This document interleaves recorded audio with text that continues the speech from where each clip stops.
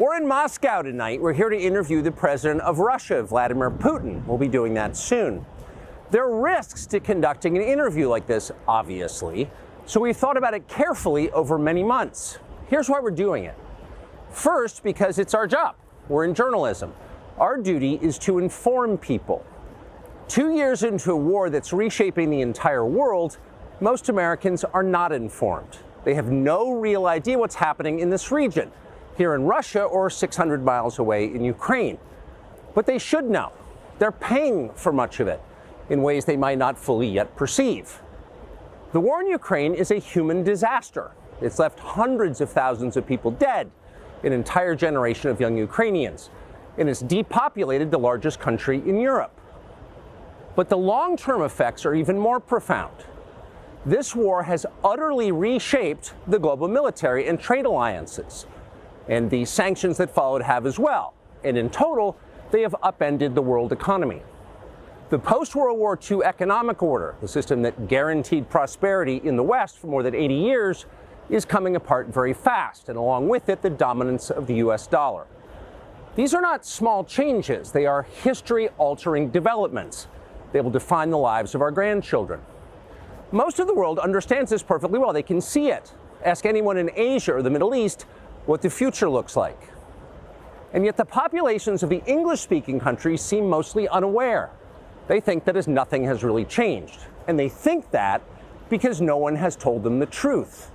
Their media outlets are corrupt. They lie to their readers and viewers. And they do that mostly by omission. For example, since the day the war in Ukraine began, American media outlets have spoken to scores of people from Ukraine, and they have done scores of interviews with Ukrainian President Zelensky. We ourselves have put in a request for an interview with Zelensky, and we hope he accepts. But the interviews he's already done in the United States are not traditional interviews. They are fawning pep sessions specifically designed to amplify Zelensky's demand that the U.S. enter more deeply into a war in Eastern Europe and pay for it. That is not journalism. It is government propaganda. Propaganda of the ugliest kind, the kind that kills people. At the same time, our politicians and media outlets have been doing this, promoting a foreign leader like he's a new consumer brand. Not a single Western journalist has bothered to interview the president of the other country involved in this conflict, Vladimir Putin. Most Americans have no idea why Putin invaded Ukraine or what his goals are now. They've never heard his voice. That's wrong. Americans have a right to know all they can about a war they're implicated in, and we have the right to tell them about it because we are Americans too. Freedom of speech is our birthright. We were born with the right to say what we believe. That right cannot be taken away no matter who is in the White House. But they're trying anyway.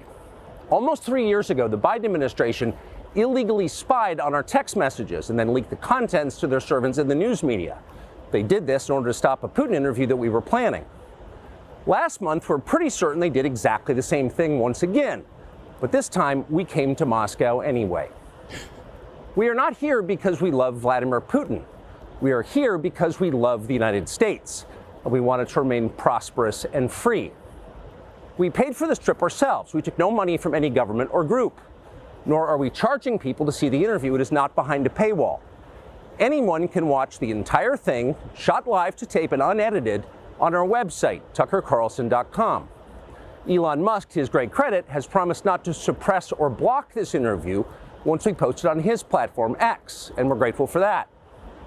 Western governments, by contrast, will certainly do their best to censor this video on other less principled platforms because that's what they do. They are afraid of information they can't control. But you have no reason to be afraid of it. We are not encouraging you to agree with what Putin may say in this interview, but we are urging you to watch it. You should know as much as you can. And then, like a free citizen and not a slave, you can decide for yourself. Thanks.